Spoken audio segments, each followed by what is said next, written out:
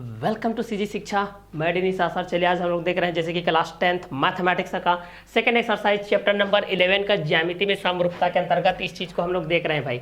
तो जैसा कि आप लोग क्लास 10th मैथमेटिक्स में आप लोग को 11 के चैप्टर का फर्स्ट एक्सरसाइज को हम लोग प्रीवियस वीडियो में देख लिए। अब इस वीडियो में हम लोग देखते हैं सेकेंड एक्सरसाइज से इस चीज़ को हम लोग देखते हैं। तो क्वेश्चन नंबर फर्स्ट से हम लोग देख रहे हैं भाई, एक वृत्ताकार मैदान की त्रिज्या, क्लियर, एक वृत्ताकार मैदान की त्रिज्या 52 मीटर है।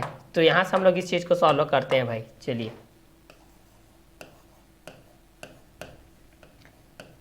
इसको सॉल्व करते हैं, नोट करते हुए जाना है, सभी को नोट डाउन करते हुए जाना है। नोट कीजिए, जितना ज़्यादा से ज़्यादा आप नोट करेंगे आपके लिए बेनिफिट होगा। मैथमेटिक्स बहुत ही इंटरेस्टिंग सब्जेक्ट है, अगर उसको अच्छे से पढ़ते हैं तो आप लोगों को बहुत ही मज़ा आएगा भाई। इतना इंटरेस्ट आएगा कि दिन रात मैथ्स ही बोलोगे, क्लियर। इसलिए शौक से पढ़िए, खौफ से मत पढ़िए, और वीडियो के अंतिम तक, मतलब वीडियो को लास्ट तक देखिए। जब क्वेश्चन समझ में नहीं आता है उसको बैकअप करके देखिए, बार बार रिपीट करके देखिए, क्लियर। और नोट करते हुए जाइए। जो भी आपका नोट कॉपी बनाए होंगे, जो स्कूल वगैरह में आपको बनवाए होंगे वो तो अलग है, आप अपने से पर्सनल एक सीजी शिक्षा के लिए आप बना सकते हैं, जिसका बेनिफिट आपको मिलेगा रिजल्ट पे, क्लियर। तो चलिए, एक वृत्ताकार मैदान की त्रिज्या 52 मीटर है। जैसे कि एक वृत्ताकार है, ये डायग्राम के बेस पर यहाँ पर मैं शॉप कर दिया हूँ, जिसकी रेडियस 4 सेंटीमीटर है, क्लियर। त्रिज्या 52 सेंटीमीटर है। 30 मीटर इक्वल टू यहाँ से 14 के बेस पे है। अगर इस चीज़ को हम लोग यहाँ से देखेंगे तो देखिए ये रेडियस के बेस पे है। देखिए यहाँ से इस चीज़ को हम लोग यहाँ से देखते हैं। चलिए तो दिया है हमारे पास, यहाँ पर सॉल्व करते हैं भाई। दिया है एक वृत्ताकार मैदान की त्रिज्या, दिया है एक वृत्ताकार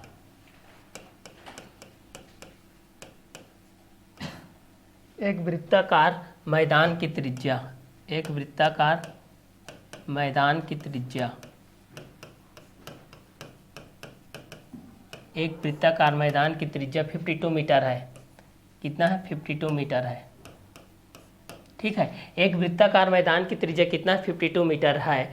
इस मैदान का नक्शा कागज पर बनाइए, जिसमें 30 मीटर रेशियो में 1 सेंटीमीटर, मतलब 1 सेंटीमीटर पर 13 मीटर हो, ठीक है। तो स्केल गुणक के बेस पे इस चीज़ को हम लोग यहाँ से बनाते हैं। चलिए, तो दिया गया है इसका रेशियो के बेस पे नक्शा का, ठीक है। तो चलिए, चूँकि नक्शे के पैमाना के बेस पे, नक्शे के पैमाना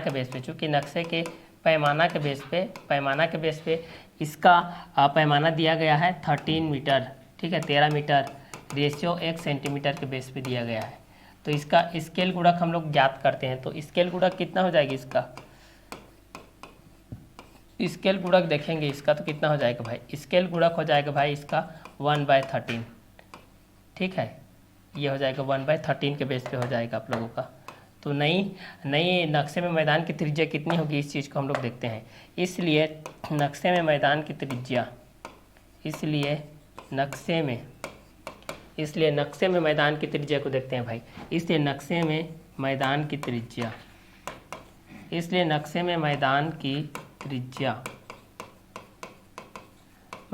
त्रिज्या कितनी हो जाएगी? 52 इंटू हो जाएगा 1/13, ये हो जाएगा। सॉल्व करेंगे तो 13 1 जा 13, 13 4 जा 52, ये हो जाएगा 4 सेंटीमीटर के बेस पे हो जाएगा। तो ये रहेगा। अतः नक्शे में मैदान की त्रिज्या 4 सेंटीमीटर होगी। ये रहेगा आपका आंसर, ठीक है। तो क्वेश्चन के बेस पे हमारे पास ये चीज़ दिए गए थे। देखिए, एक वृत्ताकार मैदान की त्रिज्या 52 मीटर है। इस मैदान का नक्शा कागज पर बनाइए, जिसमें 13 मीटर रेशियो 1 सेंटीमीटर। तो नक्शे मैदान की त्रिज्या क्या होगी? तो दिया है एक वृत्ताकार मैदान की त्रिज्या 52 मीटर के बेस पे है। चूँकि नक्शे के पैमाना है यहाँ पर 13 मीटर इंटू 1 सेंटीमीटर के बेस पे, तो स्केल गुणक 1/13 के बेस पे हो जाएगा। नक्शे में मैदान की त्रिज्या कितना हो जाएगा? 52 इंटू 1/13, तो 13 1 जो 13, 13 4 जो हो जाएगा 52, तो 4 सेंटीमीटर के बेस हो जाएगा। अतः नक्शे में मैदान की त्रिज्या कितनी हो जाएगी?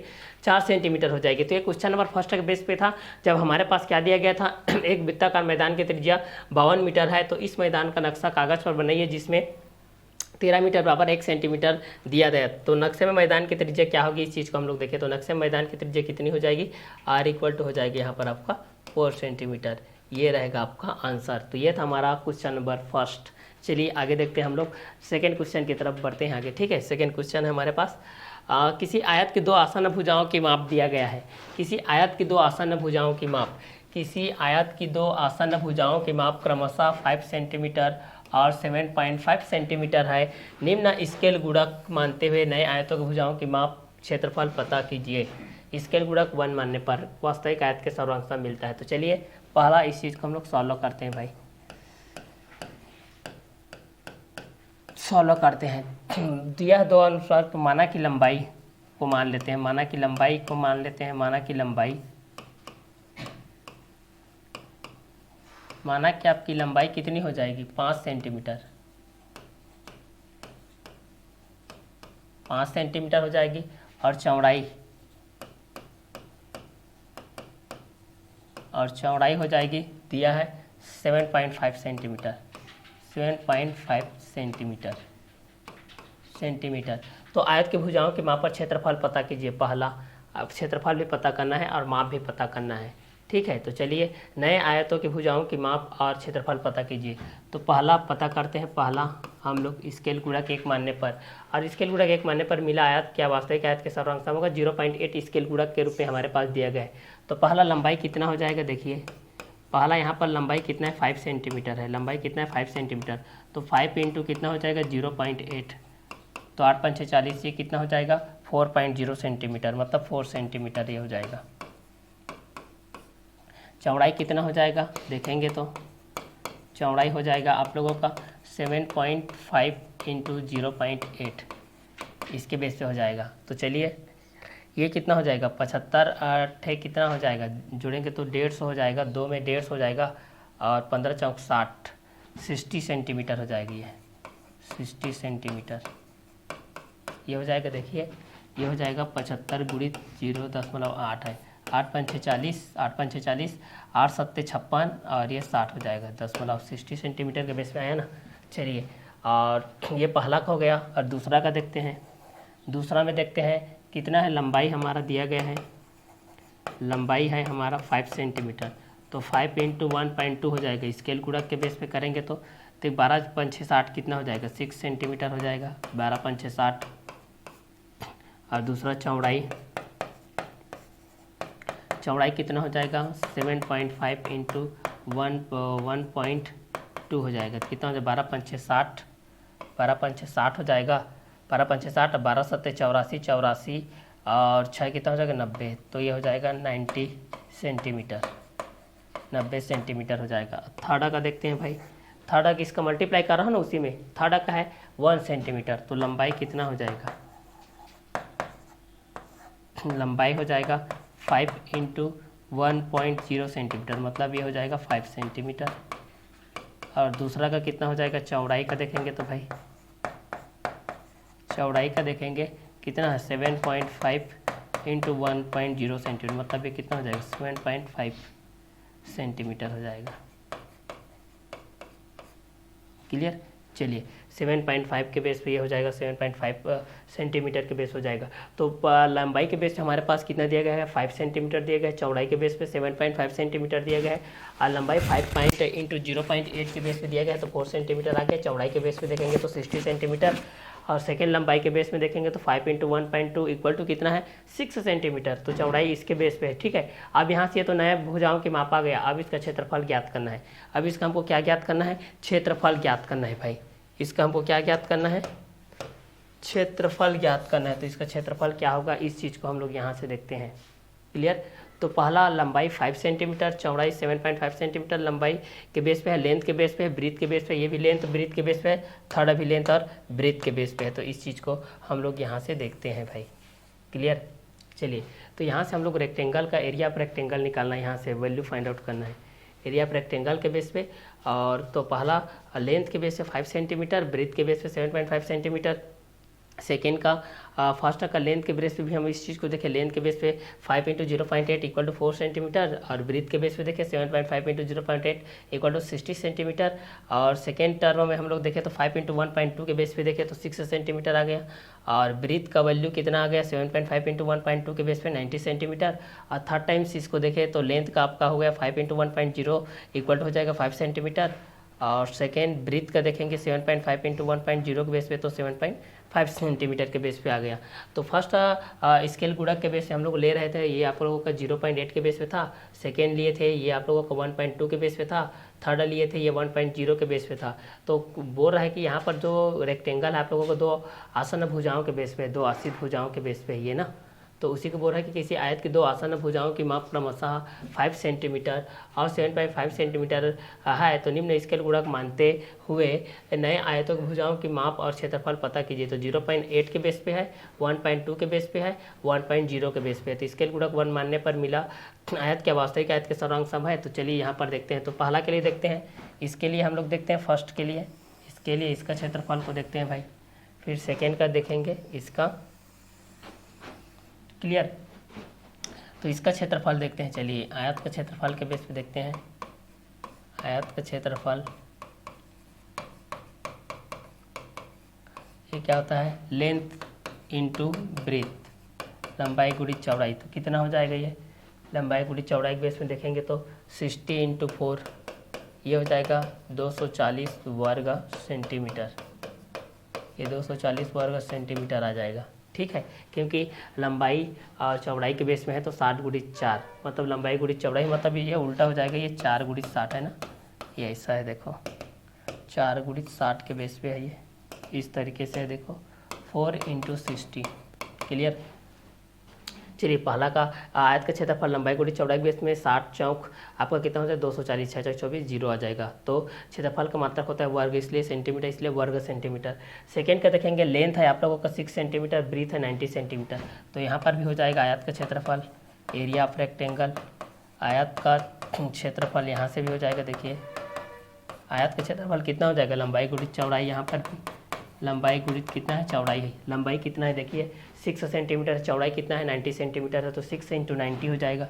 तो 6 इंटू 90 हो जाएगा, तो ये हो जाएगा 360 स्क्वायर सेंटीमीटर, 360 वर्ग सेंटीमीटर, ये हो जाएगा भाई, क्लियर। तो ये था आप लोगों का सेकेंड टर्म का। फर्स्ट टर्म में आप लोगों का लेंथ ब्रीथ के बेस पे आप लोगों का एरिया ऑफ रेक्टेंगल, आयत का क्षेत्रफल कितना आ गया 240 वर्ग सेंटीमीटर, दूसरा कितना आ गया आयत का क्षेत्रफल 360 वर्ग सेंटीमीटर, और थर्ड का कितना आएगा, लंबाई दिया गया है 5 सेंटीमीटर, चौड़ाई दिया गया है 7.5 सेंटीमीटर। तो यहाँ से आयत का क्षेत्रफल क्या हो जाएगा, देखिए आयत का क्षेत्रफल, यहाँ से देखते हैं भाई आयत का क्षेत्रफल को, यहाँ से आयत का क्षेत्रफल क्या हो जाएगा, देखिए लंबाई गुणित चौड़ाई के बेस पे देखते हैं इस चीज़ को, लंबाई गुणित चौड़ाई के बेस पे देखते हैं तो 5 इंटू 7.5 हो जाएगा, 5 इंटू 7 पॉइंट कितना हो जाएगा 5 हो जाएगा, कितना हो जाएगा 5 5 जा 25 हो जाएगा, 5 7 जा 35, 37 हो जाएगा। तो 37.5 वर्ग सेंटीमीटर, 35.5 वर्ग सेंटीमीटर, ये आप लोगों का आंसर के बेस पे रहेगा। स्केल गुणक 1 मानने पर मिला आयत क्या वास्तविक आयत के सर्वांग सम होगा, तो 37.5 के बेस पे रहेगा, 7 5 35, जी हाँ बिल्कुल रहेगा।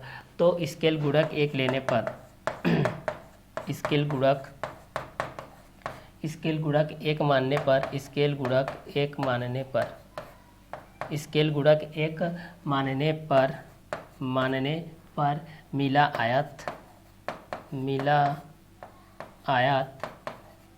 आयत वास्तविक आयत के सर्वांग सम रहेगा, वास्तविक आयत के सर्वांग सम है, ये आपका आंसर रहेगा, ठीक है। किसके बेस पे रहेगी, ये क्वेश्चन नंबर सेकेंड के बेस पे रहेगा। जब किसी आयत की दो आसन्न भुजाओं की माप क्रमशः 5 सेंटीमीटर और 7.5 सेंटीमीटर है, निम्न स्केल गुणक मानते हुए नए आयतों की भुजाओं की माप और क्षेत्रफल पता कीजिए। जब 0.8 के बेस पे है फर्स्ट स्केल गुणक, सेकेंड में 1.2 के बेस पे है, थर्ड में 1.0 के बेस पे है। स्केल गुणक 1 मानने पर मिला आयत क्या वास्तविक आयत के सर्वांग सम है, तो आयत के क्षेत्रफल के बेस पे हम लोग स्केल गुणक 1 मानते हैं, तो उसका स्केल गुणक 1 मानने पर मिला आयत वास्तविक आयत के सर्वांग सम है, ठीक है, क्योंकि उसका भी 37.5 आएगा जब हम लोग मल्टीप्लाइकेशन करेंगे 5 इंटू 7.5 के बेस पे इस चीज़ को हम लोग सॉल्व करेंगे। तो ये क्वेश्चन नंबर 2 के बेस पे रहेगा, जब किसी आयत की दो आसन्न भुजाओं की माप क्रमशः 5 सेंटीमीटर और 7.5 सेंटीमीटर के बेस पे रहेगा। चलिए ये था हमारा क्वेश्चन नंबर 2। आगे देखते हैं हम लोग इसका क्वेश्चन नंबर 3। क्वेश्चन नंबर 3 के बेस पे देखते हैं। यहाँ पर एक आकृति दिया गया, आकृति 12 जो कि बुक छत्तीसगढ़ माध्यमिक शिक्षा मंडल के बुक के अनुसार है, तो मान लेते हैं कि आकृति 12 है ये, क्लियर। क्वेश्चन में क्या दिया गया है कि M N parallel to S T, parallel to मतलब समांतर है, एम एन समांतर एस टी, तब निम्नलिखित का मान पता कीजिए। तो चलिए निम्नलिखित का मान पता करते हैं भाई। यहाँ पर सॉल्व करते हैं क्वेश्चन नंबर 3 से, क्वेश्चन नंबर 3 से सॉल्व करते हैं। पहला दिया है हमारे पास, पहला दिया है कि एम एन समांतर है एस टी पर, एम एन समांतर है एस टी पर मतलब पैरल है, ठीक है, बराबर है एम एन एस टी पर, तब निम्नलिखित का मान ज्ञात कीजिए।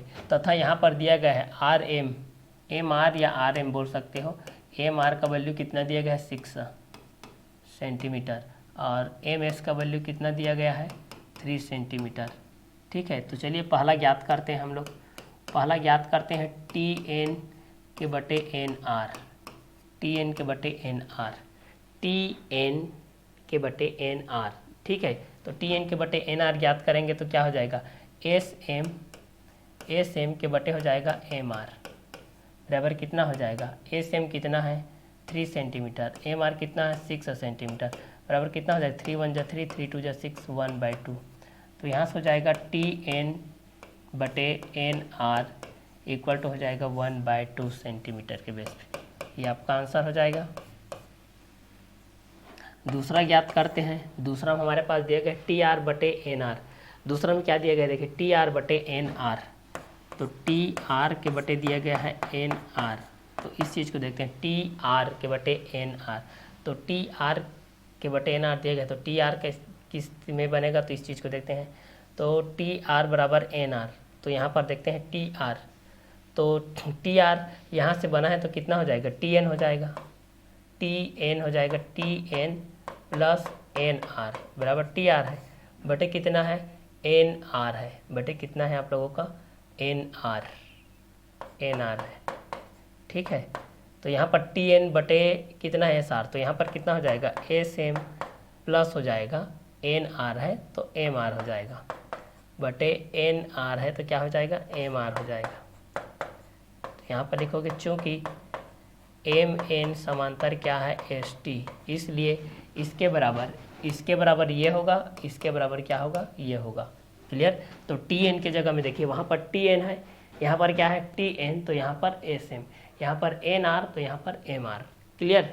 चलिए तो यहाँ पर कितना हो जाएगा, एस एम का वैल्यू कितना है देखिए, एस एम का वैल्यू 3 सेंटीमीटर है, एम आर का वैल्यू कितना है 6 सेंटीमीटर, बटे एम आर का वैल्यू 6 सेंटीमीटर, तो कितना हो जाएगा 6 3 9, 9/6 हो जाएगा, 3 3 जा 9, 3 2 जा 6, 3/2 हो जाएगा, ये T R by N R बराबर 3/2 हो जाएगा, ये आप लोगों को 3/2 के बेस पे आ जाएगा। ये सेकेंड का हो जाएगा। जब हमारे पास दिया गया है M N parallel to S T, तब निम्नलिखित का मान पता कीजिए, T N by N R का वैल्यू फाइंड आउट किए। सेकेंड में हम लोग टी आर बटे एन आर, और थर्ड हमें टी एन बटे आर टी। तो चलिए थर्ड को हम लोग सॉल्व करते हैं भाई, थर्ड को सॉल्व करते हैं,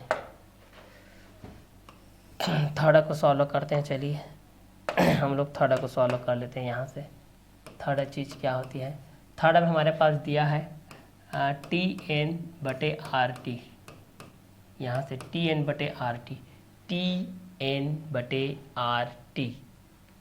तो यहाँ से चलिए याद करते हैं, टी एन बटे आर टी मतलब ए सेम हो जाएगा, ए सेम बटे क्या है आर टी, तो आर एस हो जाएगा, आर एस। तो एस एम तो है, लेकिन आर एस हम लोग याद करेंगे, तो एस एम, तो एस एम हो जाएगा, आर एस याद करेंगे तो क्या हो जाएगा S M plus M R हो जाएगा, बराबर कितना हो जाएगा एस एम कितना है 3 सेंटीमीटर, और ये कितना हो जाएगा एस एम 3 + 6 इक्वल टू कितना हो जाएगा 3/9, ये कितना हो जाएगा 3/9, ठीक है। चूँकि यहाँ पर लिखोगे, चूँकि एम एन यहाँ पर लिखोगे समांतर है एस टी के, तो यहाँ से हो जाएगा 3 1 जा 3, 3 3 जा 9, 1/3 आ गया, इसलिए टी एन बटे आर टी, टी एन बटे आर टी का वैल्यू भी 1/3 हो जाएगा। ये आपका आंसर रहेगा, और यहाँ पर ये भी आपका आंसर रहेगा, और ये भी आपका आंसर रहेगा भाई, क्लियर। तो चलिए ये था हमारा क्वेश्चन नंबर 3। जब आकृति में हमारे पास दिया गया था कि M N parallel to S T, मतलब एम एन समांतर क्या दिया गया था, एस टी दिया गया था, तब निम्नलिखित का मान पता कीजिए। तो T N by N R था, सेकेंड क्या था, टी आर बटे एन आर था, थर्ड क्या था, टी एन बटे आर टी था। तो दिया गया था फर्स्ट में हमारे पास M N parallel to S T, तो एम आर का वैल्यू था 6 सेंटीमीटर, एम एस का वैल्यू 3 सेंटीमीटर। और चूँकि एम एन समांतर एस टी दिया गया है, इसलिए एम एस के बराबर क्या है, टी एन है, और एम आर के बराबर क्या है, एन आर है। तो यहाँ से आप लोग बराबर की दृष्टि से यहाँ से देख सकते हो क्वेश्चन नंबर फर्स्ट, सेकेंड और थर्ड के बेस पे ये था हमारा क्वेश्चन नंबर 3। क्लियर। आगे देखते हैं हम लोग, नेक्स्ट क्वेश्चन नंबर हम लोग देखते हैं 4। क्वेश्चन नंबर 4 है, आधारभूत समानुपातिक प्रमेय का उपयोग करते हुए सिद्ध कीजिए कि एक त्रिभुज की एक भुजा के मध्य बिंदु से होकर दूसरी भुजा के समांतर खींची गई रेखा तीसरी भुजा को समद्विभाजित करती है। तो तीसरी रेखा को समद्विभाजित करती है या नहीं, इस चीज़ को आपको प्रूव करना है भाई। तो चलिए समद्विभाजित करती है कि नहीं, इस चीज़ को हम लोग देखते हैं। चलिए ठीक है, तो चलिए यहाँ से हम लोग प्रूव करते हैं भाई, इस चीज़ को सॉल्व करते हैं। ठीक है, यहाँ से त्रिभुज ए डी ई, त्रिभुज ए बी सी में दिया है त्रिभुज ए बी सी में ए बी व ए सी का मध्य बिंदु, ए सी का मध्य बिंदु ए बी व ए सी का मध्य बिंदु क्रमशः डी व ई है। तब उपपत्ति देखते हैं, यहाँ से हम लोग उपपत्ति देखते हैं। चूँकि ए बी का मध्य बिंदु डी है, चूँकि ए बी का मध्य बिंदु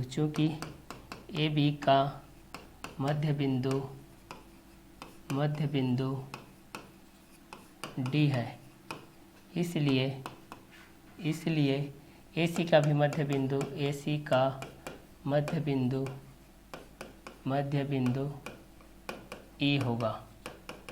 ई होगा।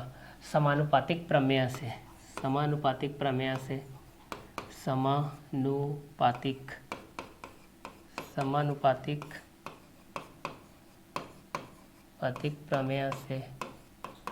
से क्या हो जाएगा, ए डी के बटे कितना हो जाएगा, डी बी इक्वल टू हो जाएगा 1/1।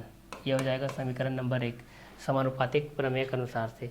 उसी प्रकार यहाँ पर क्या हो जाएगा, ए ई के बटे क्या हो जाएगा, ई सी इक्वल टू हो जाएगा 1/1 समीकरण नंबर 2। समीकरण 1 व 2 से चूँकि ए डी के बटे डी बी इक्वल टू ए ई के बटे ई सी, ये समीकरण नंबर 3। अतः समीकरण नंबर 2 से देखिए, हम लोग देखते हैं समीकरण नंबर 2 से।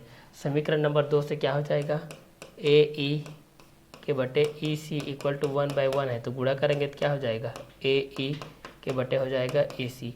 और हमको यही क्या करना था, प्रूफ करना था, क्योंकि तीसरी भुजा को क्या करती है, समद्विभाजित करती है, और यही हमको क्या करना था, सिद्ध करना था। It's that proof that. तो यही आधारभूत समानुपातिक प्रमेय के अंतर्गत में आता है कि आधारभूत समानुपातिक प्रमेय का उपयोग करते हुए सिद्ध कीजिए कि एक त्रिभुज की एक भुजा के मध्य बिंदु से होकर दूसरी भुजा के समांतर खींची गई तीसरी भुजा को समद्विभाजित करती है। आधारभूत समानुपातिक प्रमेय का उपयोग करते हुए सिद्ध कीजिए कि एक त्रिभुज की एक भुजा के मध्य बिंदु से होकर दूसरी भुजा के समांतर खींची गई रेखा तीसरी भुजा को क्या करती है, समद्विभाजित करती है। तो वो इस तरीके से रहेगा। इतने में आप लोगों को ये क्वेश्चन नंबर 4 क्या होता है, प्रूफ होता है।